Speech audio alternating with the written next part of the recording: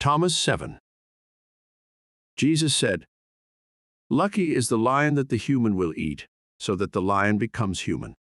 And foul is the human that the lion will eat, and the lion still will become human." Consider the metaphor of the lion, a creature of necessary violence, and its antithesis, the lamb, the traditional symbol of Jesus. Through this metaphor we may see this saying as a warning about corporally derived power. The lion also represents those people whose self-importance rules them and who seek power and control. This also extends to people who have become enamored of this world to the point where they put their pleasure and advancement before other people. The lion often consumes politicians and business people. Thomas 64. It is important that humans project compassion towards such people, as they are on their own path, and their errors can help others grow. Through observing the lion at work. Thomas 42. No, too, the bear only feeds on the salmon that have chosen the exposed stream, or that are weak and dying. The first Buddha was called Prince Siddhartha Gautama. His life ended approximately 483 years before the Common Era. He rejected his royal status and heritage to pursue a way out of the cycle of suffering. In his culture, reincarnation. In recognizing and defining the Four Noble Truths, Buddha identified, among several issues arising from desire, the intrinsic dangers positions of leadership pose to the individual. In a sermon, the Buddha made the analogy of the pearl diver, who must become scratched and damaged to obtain the much-desired pearl. People should appreciate that the world may damage them at times, but these lessons should inspire us to look for the reasons why we suffer. This is the beauty and the pain of suffering. Unless these positions of authority are for the good of the whole community, they are usually imbued with desires for control and power. However, this is the way human society has evolved, and so we must look at these devices of power through the lens of Thomas 7. In doing so, we see how the pearl diver's journey can truly be profitable. In 77th Pearl, the Perpetual Tree, we find strong links made between Gautama Buddha and Jesus of Nazareth. They are logical links, made through the teachings in the Gospel of Thomas and the central teaching established through Paticca. Here, a distinction is drawn between Buddha's teachings in the original Pali Canon and the popularized Sanskrit version of Buddhism. This distinction is similar to the difference we find between the Christian orthodoxy, denominations that only accept canonical Bible doctrine, and the teachings found in the Gospel of Thomas.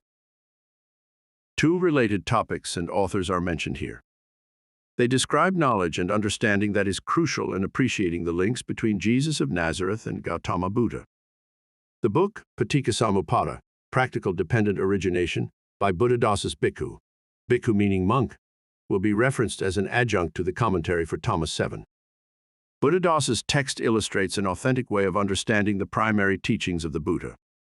At the center we find the concept of Paticca. In addition, the views of Stephen Batchelor, a former Buddhist monk and widely published author, will be mentioned as a reflection of the dynamism Buddhist beliefs have had, and he suggests should continue to have in the modern world.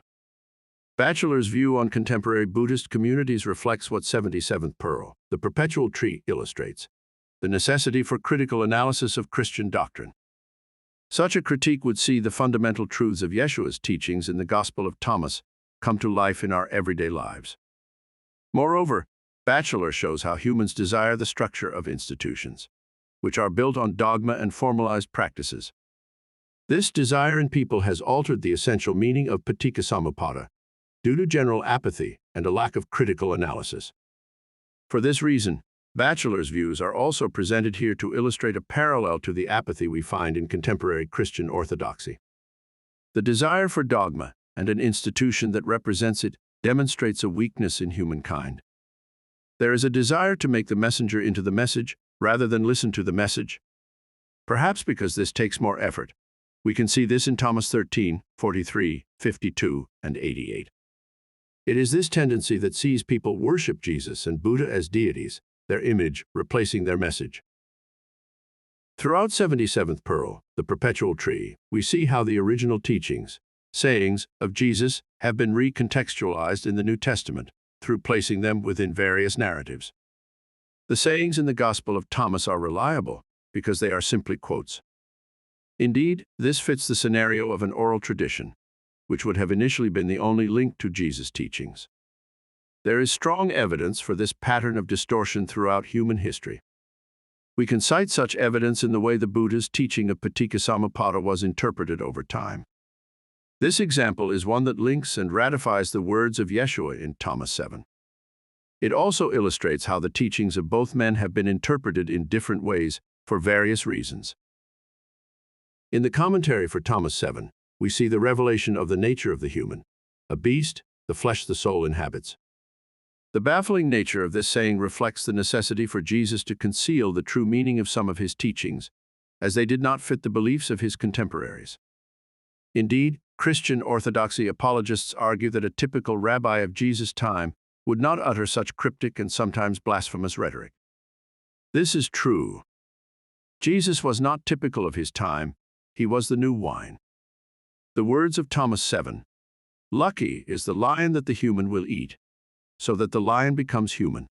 And foul is the human that the lion will eat, and the lion still will become human," challenge the notion of humanity as a creation separate from the animals around them. This is what the Abrahamic religions maintain. They believe human bodies were uniquely created apart from all other creation. Then the soul was created for the flesh. We see in Thomas 29 that this is incorrect.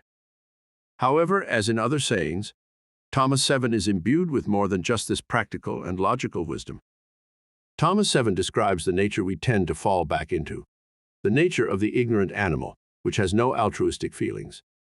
It places itself at the center of everything and becomes angered and disturbed by events that are unfavorable to its cravings and desires. How then does this relate to the primary teachings of Gautama Buddha? If we look at the profoundly insightful teaching of Paticcasamuppada, we can see how it is closely linked to Thomas 7. Sitting under a Bodhi tree, a fig tree native to India, Gautama Buddha meditated, determined to find the path out of suffering. It was at this point he attained enlightenment. In real terms, this did not mean he began to glow with light and was able to perform fantastical feats. It meant that he had a deep inner peace, acquired through a profound understanding of the reality or truth, Dharma, we encounter in this existence. The enlightenment he attained gave us Paticcasamuppada, or dependent origination. The version given here is from the text Paticcasamuppada, Practical Dependent Origination, by Buddhadasa's Bhikkhu, published in 1992 by the Vadidmama Fund, distributed by Thammasapa. This and other versions can be found online.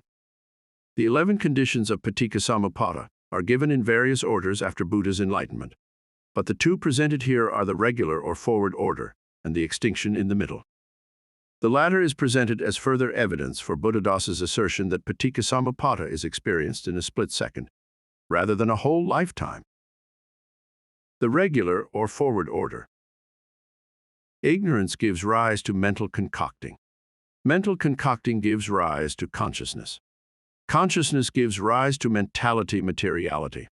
Mentality materiality gives rise to the sense bases. The sense bases give rise to contact. Contact gives rise to feeling. Feeling gives rise to craving.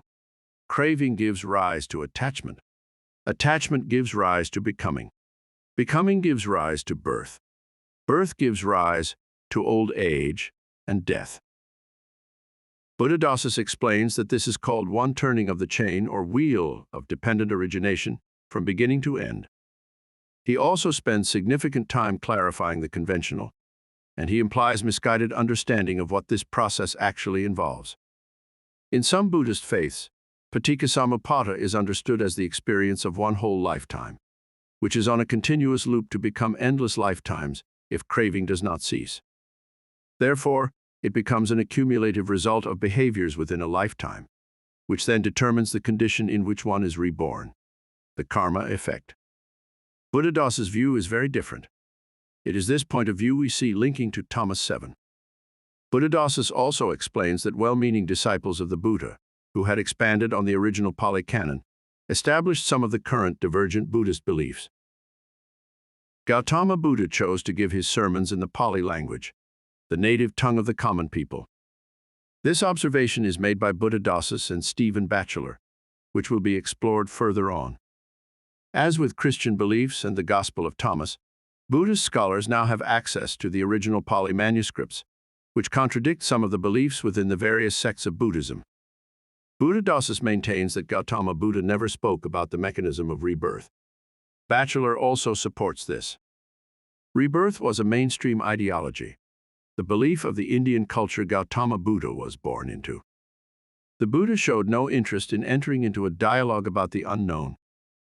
The questions of mind-body dualism, the mysteries of the universe and reincarnation were distractions to his path. He implied reincarnation's position as an accepted eventuality, but did not attempt to explain the process. The process of the soul's journey is described here, in 77th Pearl, the Perpetual Tree, through the teachings of Yeshua in the Gospel of Thomas. Buddha asserts that Paticca describes what humans go through in their everyday lives, in a split second of impassioned craving. To paraphrase Buddha, the process of Paticca, dependent origination, can be compared to a child who has a desirable toy placed within its presence. The child is symbolic of who we are when we are in a state of ignorance. In this state, we have no control over our thoughts and cravings. The toy represents any mental or material thing we might have, imagine, or desire.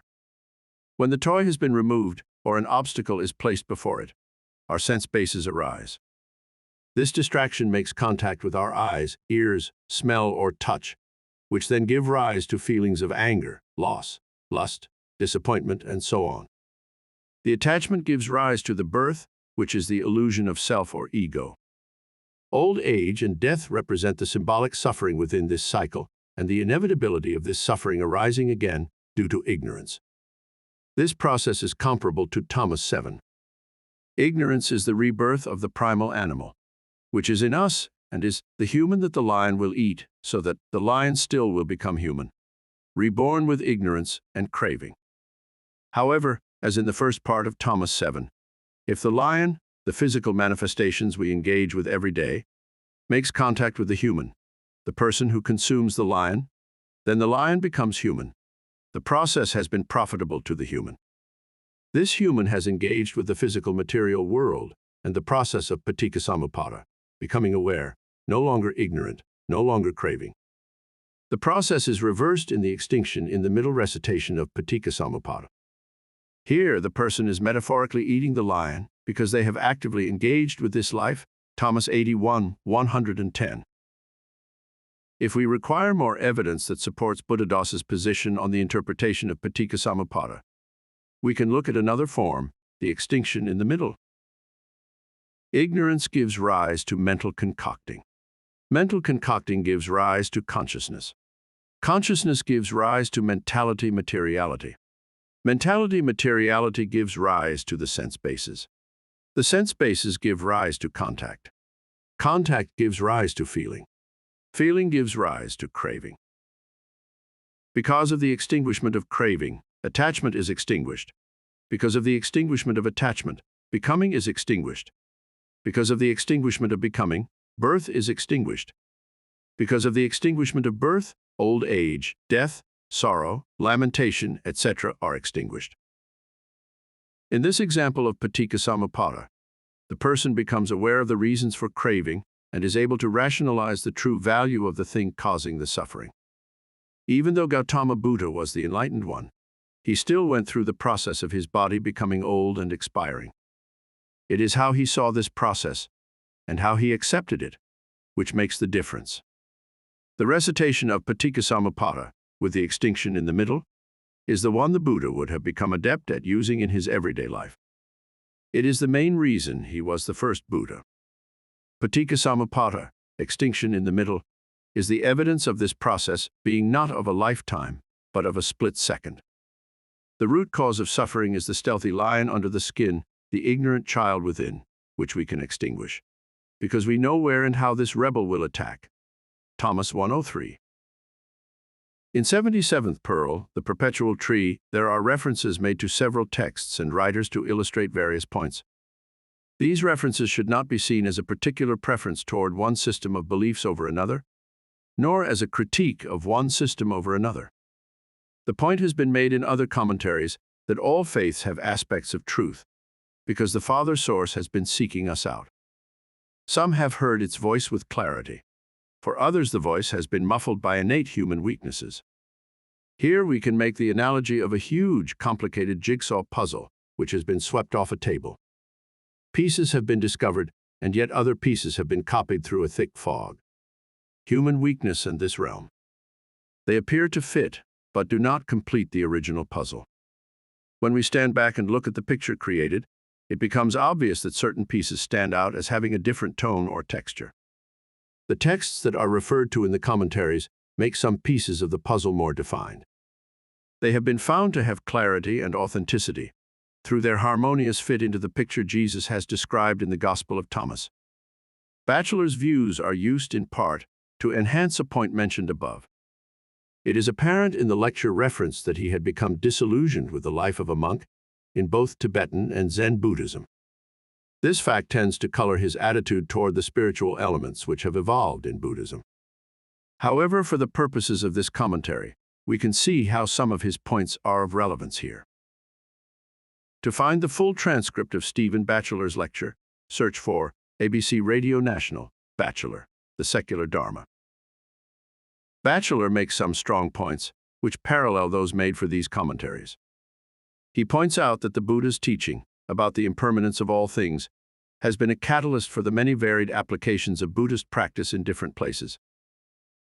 If we look at this from a historical perspective, is that Buddhism has survived and has flourished precisely because it has the capacity to reimagine itself, to rethink itself, to present itself in a different way, according to the needs of the particular people, the particular time, the culture in which it finds itself at a given time.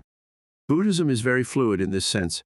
Each particular form of Buddhism that has come into being has done so in its own peculiar way, which suits and is adapted to the particular situation of its historical background. The point Batchelor makes here is something that Christian orthodoxy needs to consider. Certainly, when we look at the history of Christian doctrine, we see that it has developed in response to the context it came from.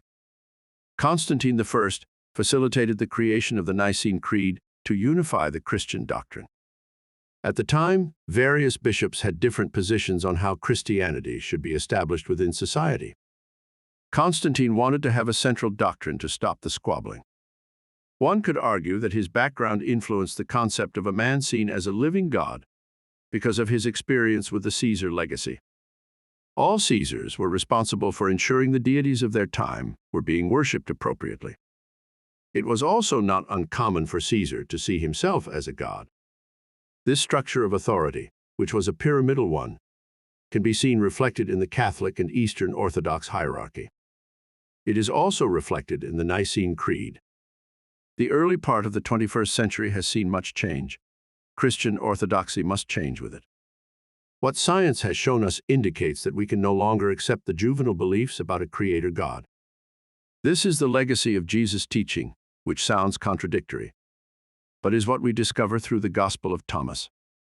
It may seem like an atheist manifesto, but by definition, atheist means someone who does not believe in a God or gods. In 77th Pearl, the Perpetual Tree, we find that God is in all things, just as it is in Yeshua and in all of humanity. In this sense, our concept of God becomes a thing that connects all conscious beings. To illustrate how people have desired something other or more than what the messenger is offering, we can look at some parallels in Buddhism. Batchelor makes some strong points about how people have always craved knowledge of things they cannot experience with their physical senses. They have wanted to know more than how to be happy in this life. They wanted to know what was next and what that looked like. Batchelor argues that the Buddha, according to the original Pali Canon, did not encourage this kind of thinking. He says, "And whenever the Buddha was presented with these kinds of questions, or asked these questions, he wouldn't give an answer. All he would say was, 'To explore such kinds of questions is not conducive to the path that I teach.' And the point is not to pursue these kinds of questions in the hope that Buddhism will answer them for us, but actually to simply not pursue them, and to recognize that what really is important is not having a correct description of the state of affairs in reality. But what matters is doing something that might make a real difference in the quality of your life, here and now." Batchelor also makes an interesting point about why institutions begin to offer solutions to problems. They desire to substantiate their position as a valid system of what they purport to represent. In Christian orthodoxy, these are the sacraments of birth, marriage, and death. Similarly, Batchelor describes how contemporary Buddhist orthodoxy has claimed a kind of technology to alleviate suffering. They offer a technique that presents itself as the answer, drawing in people wanting this relief. Batchelor states, "They like to present Buddhism as an effective technique for reducing suffering. You've got a problem. Okay, here's a technique. It's called meditation, and it's very effective. You do it right, you'll get rid of suffering." That, I think, is, again, in reducing Buddhism to a technological strategy, a kind of a self-help process that has almost claims to have a kind of quasi-scientific reliability. I think you can master all the techniques of meditation and remain just as screwed up as you were before you started. The attitude Batchelor describes here is also reflected in the way Buddhist monks withdraw from conventional life. But this is not a sustainable practice for the majority. In Buddhadas's book, mentioned above, he suggests that one should avoid the enjoyment of nature and the simple pleasures of eating, because this encourages the process of craving.